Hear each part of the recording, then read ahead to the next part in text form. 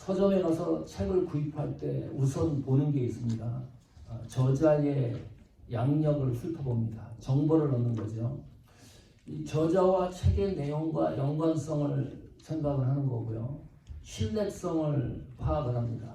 어느 정도 지식을 갖고 책을 썼는지, 그 분야에 어느 정도 노력을 하고 있었는지, 연구 결과가 뭔지를 살피는 거죠. 목차를 그 다음에 살펴봅니다. 처음부터 끝까지 쭉 한눈에 읽어보고 머리글을 읽어봐요.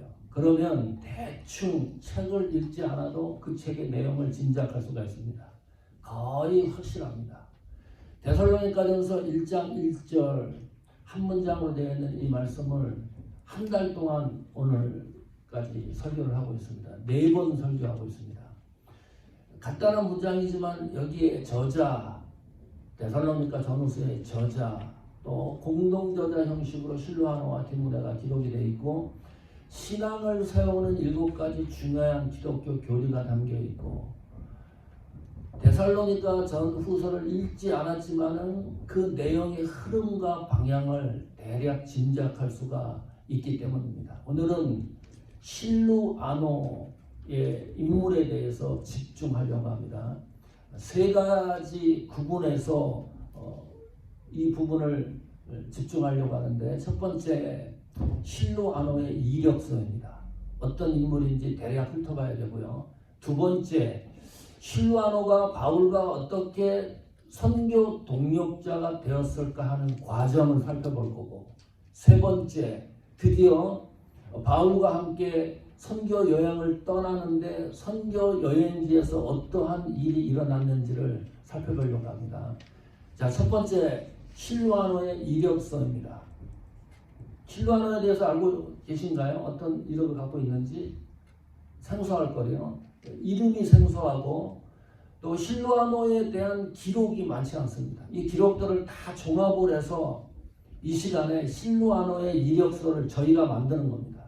실루아노는 로마식 라틴어 이름의 표기입니다.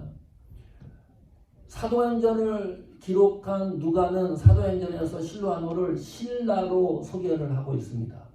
그러니까 실루아노의 애칭 이름이 신라입니다. 신라라고 하는 이름은 우리 귀에 익숙한 이름입니다. 유명한 사건 때문에 그래요. 빌립보 지역에서 복음을 전하다가 감옥에 갇힙니다. 바울과 실루아노가 감옥에 들어가는 거죠. 감옥 동기입니다. 그 감옥에서 기도하고 찬양을 해요. 옥문이 열립니다. 옥문이 열렸다고 하는 것은 어떤 의미가 있는 건가요? 도망가라는 거죠. 보통 단편적으로 그렇게 생각을 해요. 하나님이 문을 열어놨기 때문에 속히 그 현장을 빠져나가라는 그 지시로, 기적으로 이해를 하는데, 바울과 신라는 옥문이 열렸는데도 도망가지를 않아요. 그 자리에 그대로 머물러 있습니다. 이유가 뭘까요? 간수 때문입니다. 간수가 난리가 난 거예요. 너희들이 여기서 도망을 가면 나는 생명의 위협을 느낄 수도 있고, 내가 가지고 있는 직장을 해고될 수도 있고, 복잡한 일이 벌어진다. 간청을 했습니다. 바울과 실루아노가 옥문이 열렸는데도 그 현장을 도망가지 않습니다. 훗날의 간수가 유럽 최초의 교회 빌립보 교회의 개척 멤버가 되는 거예요. 하나님이 하시는 일이 신묘막측합니다. 하나님의 사인을 바울과 실라가 잘못 이해를 해서 그 자리를 탈출했다 그러면 어떤 일이 벌어졌을까요? 하나님의 역사의 흐름의 행방이 이렇게 세밀하게 보여질 때 성도들은 정신 바싹 차리고 하나님의 뜻이 무엇인지를 향방을 쫓아가는 것이 우리 신앙의 여정입니다. 자, 실루아노 이 신라가 성경에 어느 성경에 최초로 등장할까 궁금하시죠? 사도행전 15장 22절입니다. 같이 읽습니다. 이에 사도와 장로와 온 교회가 그 중에서 사람을 택하여 바울과 바나바와 함께 안디옥으로 보내기를 가결하니 곧 형제 중에 인도자인 바사바라 하는 유다와 실라더라. 여기 실라노입니다. 최초로 등장하는 성경입니다. 역사적 배경이 조금 부가 설명이 필요합니다. 스데반 집사님이 신약시대 최초에 순교하고 난 이후에 기독교가 확장되기 시작을 합니다. 신앙인들이 흩어져요. 흩어지는 이유가 단순합니다. 신앙의 자유를 찾아서입니다. 압박이 너무 심해졌어요. 도저히 예루살렘 근방에서 신앙생활을 할 수 없을 정도로 환난과 고난이 압박이 심해지니까 신앙의 자유를 찾아서 많은 지역으로 흩어지기 시작합니다. 참 희한하지요. 흩어지는데 그냥 흩어지는 게 아니라 어느 지역에 흩어져서 모이는 교회를 세워요. 그래서 초대교회가 하나둘 생성되기 시작을 해요. 그 가운데 대표적인 교회가 안디옥 교회입니다. 안디옥 교회 하면 바울과 바나바가 목회했던 곳입니다. 최초로 선교사를 파송했던 교회이기도 합니다. 여러 가지 신학적 교리적인 문제들이 체계화가 안 됐으니까요. 초기 기독교 시대이니까. 그 가운데 하나가 예수를 믿으면 할례를 받고 율법을 지켜야지만 구원이 완성되느냐, 이런 문제들, 논의들이 교회들마다 논의가 있었습니다. 그 논의된 문제를 해결할 길이 없으니까 예루살렘 총회에 상정 안건으로 보냈어요. 그러니까 예루살렘 총회에 사도들이 다 모여서 기독교 교리의 기초적인 문제들을 논의를 한 거예요. 그래서 여기 보니까 보내기를 가결하니 그 문제를 해결해서 바사바라는 유다와 실라 편으로 안디옥 교회로 보내는 거예요. 가결된 사항을. 예수 그리스도 믿음으로 구원을 받는다. 핵심 사항을 보내는 거죠. 율법과 할례를 통해서 구원받는 것이 아니라는 것을 확실하게 하는 겁니다. 그때 바울과 바나바와 함께 안디옥으로 보냅니다. 자, 그렇다면 바울과 실라가 만난 거죠.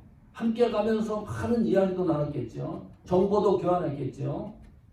그런 관계가 되는 거죠. 여기 바사바라고 하는 유다, 이 이름은 사도행전 15장에만 소개가 됐다가 사라지는 인물입니다. 그 다음에는 어떤 일을 했는지 몰라요. 이 일을 위해서 특별히 성경에 그 이름이 기록되어 있습니다. 바사바라 하는 유다. 가문의 영광이죠. 하나의 사명을 감당하는데 이름이 성경에 기록됐다는 것은 놀라운 일입니다. 그런데 기독교의 역사의 핵심적인 상황에서는 바사바라는 유다와 같이 이름이 등록이 됐다가 사라지는 경우가 있는가 하면 성경에서 더 이상 그 유다에 대한 행적을 알 길이 없어요. 결정적인 순간에 이름 없는 그리스도인들이 기독교 역사에 등장을 합니다. 그 대표적인 것이 이 세상에 예수님이 오신 사실을 최초로 공개했던 사람이 이름 없는 목동입니다. 알 길이 없어요.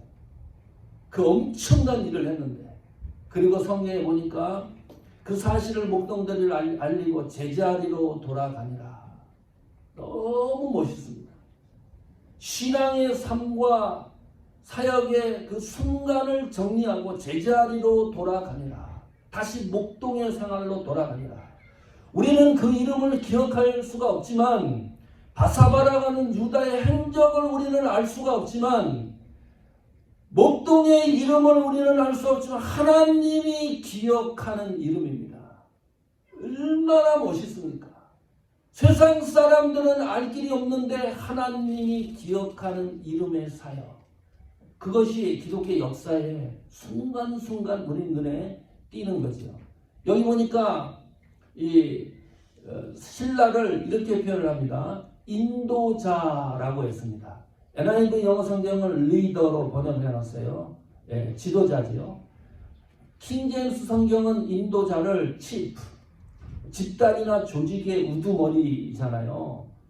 회장격이라는 겁니다. 그냥 말단 예루살렘 총회의 막내 지도자가 아니고 예루살렘 총회를 이끌었던 회장이 될 수도 있고, 그것이 아니더라도 굉장한 위치에 있었던 인물이 신라입니다. 대충 이 신라의 양력을 살피는 것이 아니라 신라는 예루살렘 총회에서 꽤나 이름이 있었던 지도자, 인도자였다. 신라 이력에 하나 기록을 해 놓으십시오. 그 다음에 사도행전 15장 32절입니다.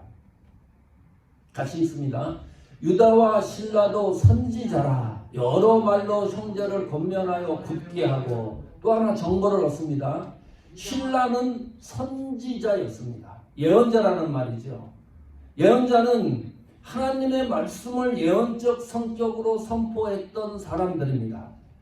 성경에 130명 이상의 선지자가 등장을 해요. 최초의 선지자가 누굴까요? 신구약 성경에. 성경 상식이니까 알아두십시오. 창세기 20장 7절에 아브라함입니다. 아브라함을 선지자라고 이름을 기록해놨어요. 이 선지자는 복음을 전하는 핵심적인 내용이 뭐였냐면 예수 그리스도가 이 땅에 오실 구세주이신 것을 전했던 핵심적인 복음을 전했던 부류의 사람들입니다. 신라는 선지자였습니다. 편지만 가결된 것만 안디옥에 보낸 줄 알았는데 그게 아니에요. 여기 성경에 보니까 그 안디옥 교회를 이루었던 형제들을 권면하고 굳게 했다. 권면이 뭡니까? 위로하고 힘을 줬다. 굳게 했다는 것은 믿음을 강화시켰다. 다시 말하면 신라는 지식적이고 신학적이고 교리적인 것에 능통했을 뿐만 아니라 그런 것도 충분히 가지고 있었겠죠. 그러니까 예루살렘 총회에서 가결된 상황을 안디옥으로 파송했습니다. 설교하고 가르치고 영적 능력이 탁월했던 사람이 신라입니다. 기적을 행했어요. 감옥에서 바울과 신라가 옥문이 열릴 정도로 하나님의 성령의 감동과 능력을 행했던 인물이 신라입니다. 그렇다면 바울과 신라를 비교해보면 하나도 뒤지지 않습니다. 그 당시 그 시대의 사도들과 비교를 해도 신라는 하나도 뒤지지 않는 인물입니다. 어찌 보면 바울보다 월등한 존재입니다. 이미 예루살렘 총회에서 지도자로 활동을 하고 인정을 받았던 인물이기 때문입니다. 이것이 신라의 이력입니다. 두 번째, 그러면 이 신라가 어떻게 바울과 함께 선교 사역의 동행자가 되었을까 하는 그 과정입니다. 1차 선교 여행을 다녀왔습니다. 바울이. 그때 선교사가 누구였었죠? 바나바와 그리고 마가였습니다. 선교 하는 도중에 문제가 생겼어요. 그 문제가 생긴 것을 성경은 이렇게 기록을 해요. 사도행전 13장 13절입니다. 같이 읽습니다. 바울과 및 동행하는 사람들이 바보에서 배 타고 밤빌리아에 있는 버가에 이르니 요한은 저희에게서 떠나 예루살렘으로 돌아갔다. 버가라는 지역에서 요한은 유대식 이름이고 마가는 로마식 이름입니다. 우리 주연 형제를 영어로 데빗이라고 그러잖아요. 그리고 한국어 이름이 규원과 같은 거예요. 그래서 여기 요한은 마가를 얘기를 해요. 마가 요한으로 이야기를 하죠. 마가복음의 저자이기도 합니다. 마가가 선교사로 1차 선교 여행을 바울과 함께 동행을 했는데 버가라는 지역에서 마가 요한이 사라졌어요. 이상하죠? 이런 일도 있네요. 선교사가 선교 지역을 떠나버린 겁니다. 자, 그런데 문제가 뭔가요? 왜 선교 지역을 마가 요한이 떠났는지 성경이 아무 기록이 없어요. 침묵하고 있습니다. 이유를 몰라요. 왜 떠났는지. 그러면 추측할 수밖에 없는 거죠. 우리가 가설과 추측을 세워놓고 단서를 찾아보면 마가 요한이 왜 선교지를 떠났는지를 조금이라도 이해할 수가 있는 거예요. 그게 하나의 방법입니다. 만약에 이 마가 요한이 선교지를 이탈한 것이 타당한 이유라고 한다 그러면 우리는 마가 요한을 긍정적 시각으로 볼 수가 있습니다. 그런데 만약에 마가 요한이 선교지 이탈한 것이 타당한 이유가 없다면 우리는 마가 요한을 부정적 시각으로 볼 수밖에 없습니다. 아니 그래서는 안 되지. 선교사가 어떻게 그럴 수가 있을까? 이런 부정적 시각을 갖게 될 수밖에 없는 거죠. 단서가 하나 있습니다. 바울이 2차 선교 여행을 계획했을 때 마가를 다시 데리고 가느냐 안 데리고 가느냐의 그 문제가 발생했을 때 이 사도 바울은 철저히 마가와 함께 동행한 것을 배제합니다. 그 단서는 마가가 선교지 이탈을 한 것은 바울도 부정적 시각에 중심 무게를 두고 있는 거예요. 자, 환경을 한번 살펴볼까요? 그럴 수도 있는 추측입니다. 이 버가라는 지역까지 바울과 동행하는 선교 단체가 움직이고 있었습니다. 바보에서 비를 타고 밤빌라에 있는 버가에 이르기까지 선교 결과가 어땠을까요? 궁금하죠? 버가까지 이르는 동안에 선교의 그 결과 상황이 어땠을까요? 거의 없습니다. 선교 성과가 없었어요. 그래서 바울이 2차 선교 여행을 아시아권으로 다시 들어가려고 했던 계획도 거기에 맞물리는 거예요. 뭐 큰 사건 사고가 없고 또 복음을 듣고 믿는 사람들도 많지 않은 거예요. 고생만 죽도록 하는 겁니다. 마가가 생각하기에 당대 최고의 선교사를 쫓아가서 선교를 하면 그 지역이 복음화되고 엄청난 선교 효과가 나타날 것으로 기대를 했는데 웬걸 그런 승리와 성과가 너무 없어 보이는 거예요. 그 다음에 사도행전 13장 14절 보십시오. 이렇게 기록돼요. 저희는 버가로부터 지나 비시디아 안디옥에 이르러, 그러니까 버가 지역에서 비시디아 안디옥으로 이동할 계획을 하고 있었어요. 이 거리가 얼마일까요? 버가에서 비시디아 안디옥까지가 200km입니다. 마일로 하면 124마일입니다. 그때 무슨 자동차가 있습니까? 기차가 있습니까? 비행기가 있습니까?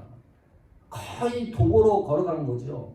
버가 지역까지 선교 효과와 성공적인 사역을 하지 못한 것을 마가가 눈으로 확인을 했습니다. 이거는 웬걸 안디옥까지 가면 더 고생을 해야 돼요. 이 안디옥 지역까지 가려고 하면 산맥 하나를 통과를 해야 되는데 해발 1000m나 되는 산맥 하나를 통과해야 안디옥에 이르는 거예요.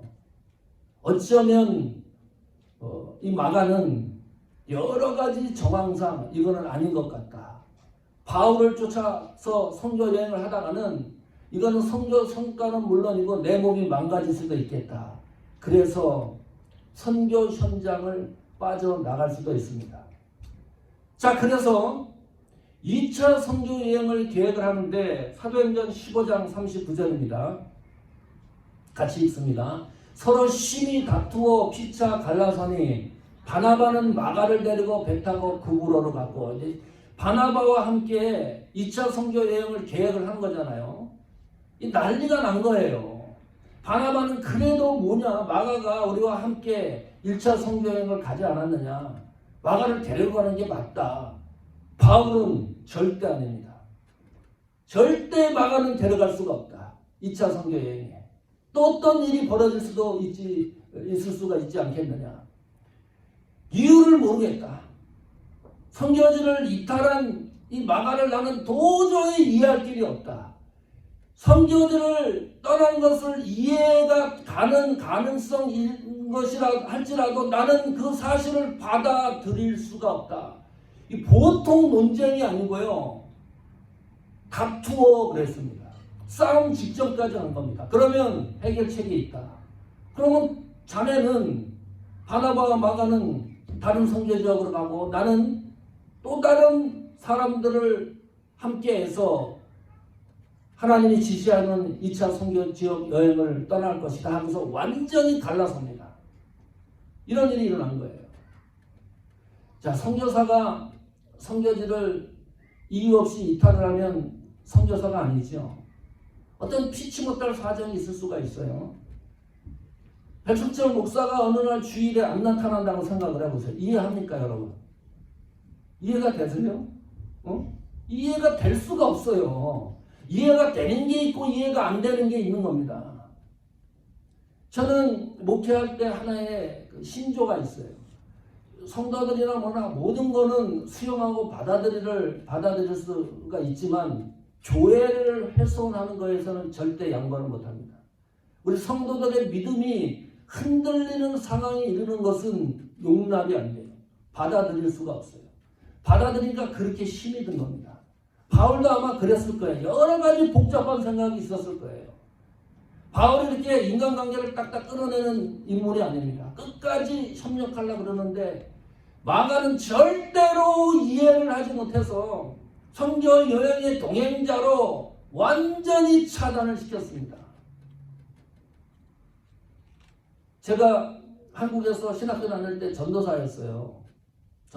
신학교 대학원생이었으니까 전도사입니다. 제가 그때 모시고 있던 목사님이 영성파 목사님이에요. 은사파 목사님이고 부흥의 강사 목사님입니다. 엄청 바쁘셨어요. 중곡동에 있었는데 교회가. 40일 금식기도도 3번씩 하신 분이에요. 그때도 이제 금식기도 한다고 칠보산 기도원으로 올라가셨어요. 그리고 나는 전도사였으니까 목사님이 주일에 와서 설교할 목사님들을 다 정해놓고 올라가셨어요. 그런데 그날 주일날 강사 목사님이 안 나타나요.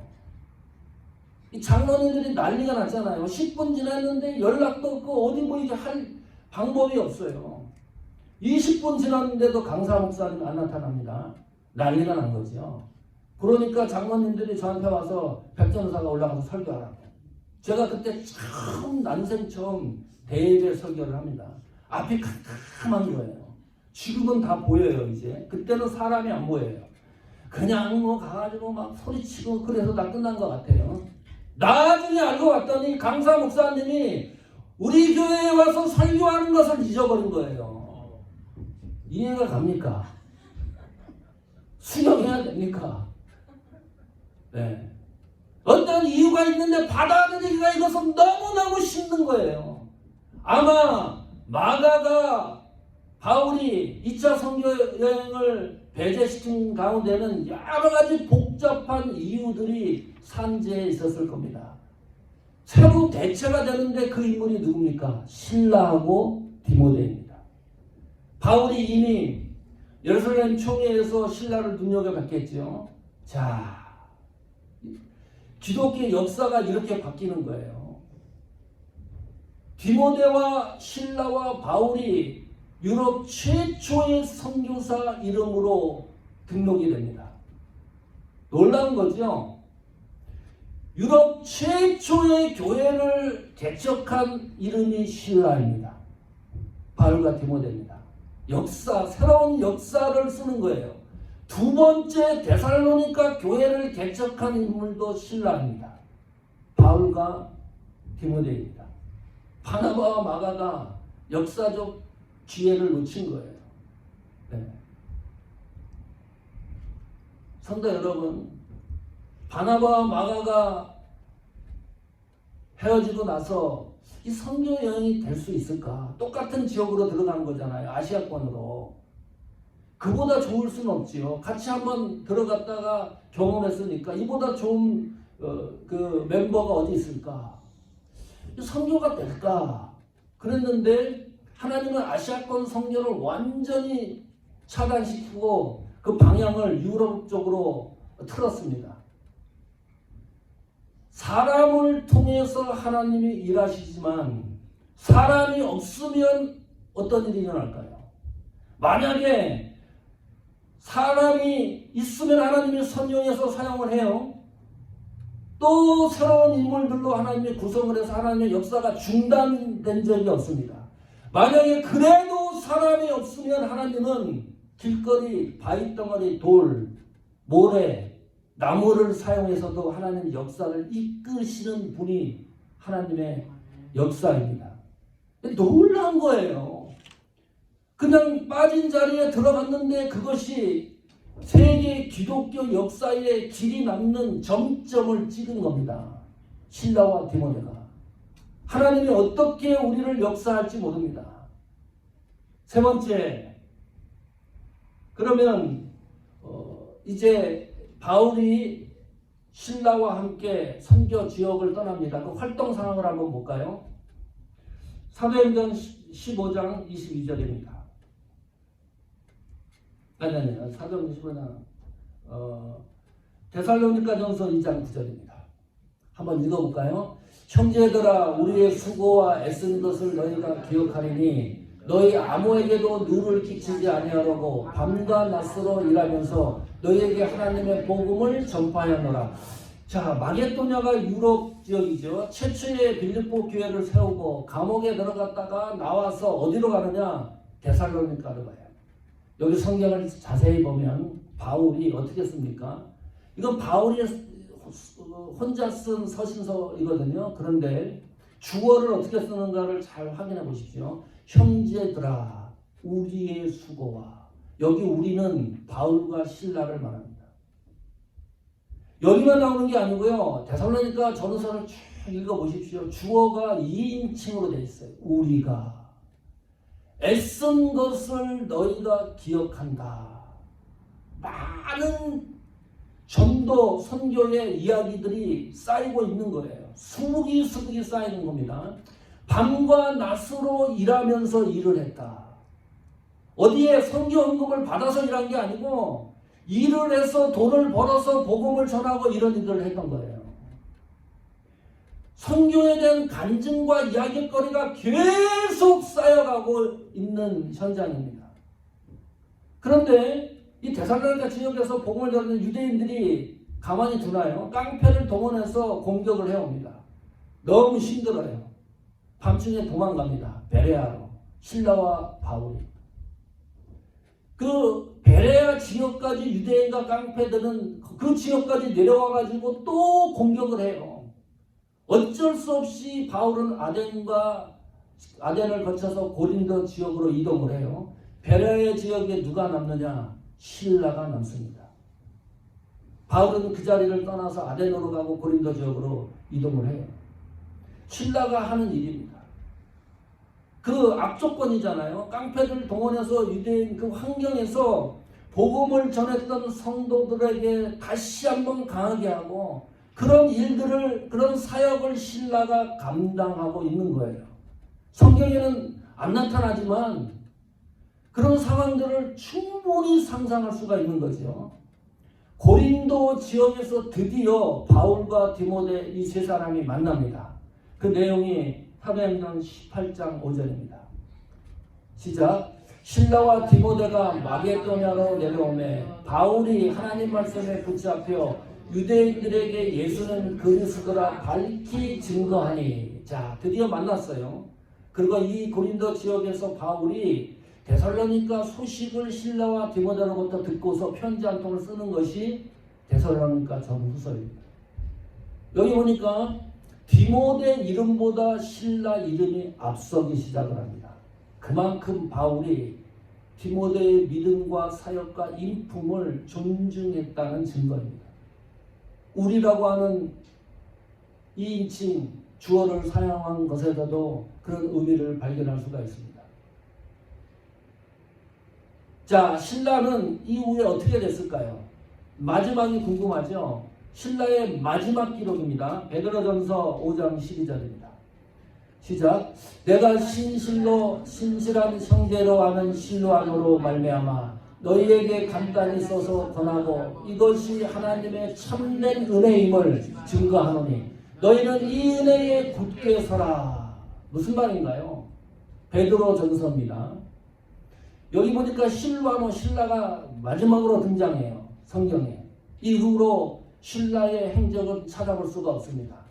베드로가 눈이 어두워서 편지, 베드로전서를 써야 되는데 쓸 수 없는 상황까지 도달한 거예요. 신라가 그것을 도와줍니다. 베드로가, 신라가 대피를 하는 거죠. 베드로가 불러주는 대로 써서 탄생한 성경이 베드로전서입니다. 참 대단한 일, 기독교 역사에 기둥을 세웠던 인물이 신라입니다. 이렇게 생각을 하면 이 정도면 신라는 기독교 역사의 정점을 찍었던 인물입니다. 기독교 역사의 새로운 역사의 중심부에 존재했던 인물이 신라입니다. 초대교회의 지도자였습니다. 예루살렘 총회의 리더였습니다. 믿음이 있었습니다. 신앙이 있었습니다. 설교하고 가르치는 데 탁월한 능력의 소유자였습니다. 하나님의 기적을 행했던 능력의 하나님의 종이었습니다. 아무리 다른 선교사님들과 사도들과 비교를 해도 뒤지지 않는 인물입니다. 바울과 비교를 해서 어쩌면 바울보다 더 월등했을 수가 있습니다. 그런데 신라의 행적을 따져보면 가슴 아플 수도 있겠다. 마가도 1차 선교 여행에서 선교제를 이탈했던 마가도 자기 저서가 있어요. 마가복음. 디모데는 저서가 없지만 바울에 의해서 디모데 목회 서신서, 디모데 전후서가 쓰여지지 않습니까? 디모데 이름도 찬란합니다. 6권 그 속에 공동저자 형식 이름으로 디모데 이름이 기록되어 있어요. 고린도 지역에서 함께 애쓰고 수고했습니다. 그런데 고린도 후서에 공동저자 이름으로 신라 이름은 빠져 있어요. 디모데의 이름만 기록됩니다. 그 속 뒤집히는 일 아닙니까? 신라가 생각했을 때 기분 나쁜 일 아닙니까? 이렇게 목숨을 걸고 최선을 다해서 섬기고 애를 썼는데 신라 이름으로 신라가 유명해질 수 있는 기록이 성경에 없어요. 바울도 그것을 침묵을 해요. 얼마나 많은 선교 이야기, 간증 이야기거리가 있을 터인데 바울도 이야기를 하지 않고 신라도 이야기를 하지 않아요. 그 관계의 심증을 이해합니까? 저도요, 목회하면서 신라와 같은 동역자가 있습니다. 그걸 이해를 하는 거예요, 지금. 제가 강단에서 이야기를 했던지 글에 쓰지 않으면 그 신라와 같은 동역의 얘기는 아무도 모릅니다. 세상 사람이. 그분이 얘기를 하든지 그래야지만 공개되는데 하나님과 동역자와 나 세 사람만 아는 비밀 이야기가 있어요. 어떤 경우에는 드러내고 싶지 않은 이야기입니다. 너무나 그 이야기거리가 소중하고 보석과도 같기 때문입니다. 하나님 나라 갈 때까지 가지고 가고 싶은 이야기거리들이 있다니까요. 바울 사역에 이렇게 내가 대접을 받으면 신라는 바울과 동행하지 못하겠다. 그렇게 생각할 수가 있는데 끝까지 바울 사역의 동행자가 돼요. 너무 멋있지 않습니까? 우리의 사역과 헌신을 다시 생각해 봐야 될 상황입니다. 하나님 뜻대로 부르심을 입은 사람들은 중요합니다. 전제 조건이 그겁니다. 하나님 뜻대로 하나님에 의해서 부르심을 입은 사람들은 어떤 일이 일어나느냐? 로마서에 반드시 협력해서 선을 이루는 일이 일어난다. 그 성경 말씀을 우리 눈으로 확인시켜 준 사람이 신라입니다. 봐라, 협력해서 이런 선한 역사가 일어나지 않느냐? 그러면 된 거 아니냐? 성도 여러분, 지상교회는 사모하는 교회를 포함해서 신라와 같은 동행자가 필요합니다. 목회자에게도 신라와 같은 동역자가 반드시 존재해야 됩니다. 교회 성도 관계에서도 반드시 신라와 같은 섬기는 동역자가 있어야 됩니다. 하나님 새로운 역사 중앙 중심에는 반드시 신라와 같은 헌신하는 하나님 앞에 사역자가 반드시 등장합니다. 결정하십시오. 나는 앞으로 나의 삶의 모습을 어떻게 진행해 나갈 것인가. 신라와 같은 길을 현재 걸어가고 있다 그러면, 아니 신라와 같은 길을 걸어가기로 결단을 한다 그러면 오늘 말씀을 잘 상고하십시오. 그리고 그 길에서 하나님이 주시는 은혜와 평강과 복의 역사를 여러분 삶 속에 기록으로 남기기를 축원합니다.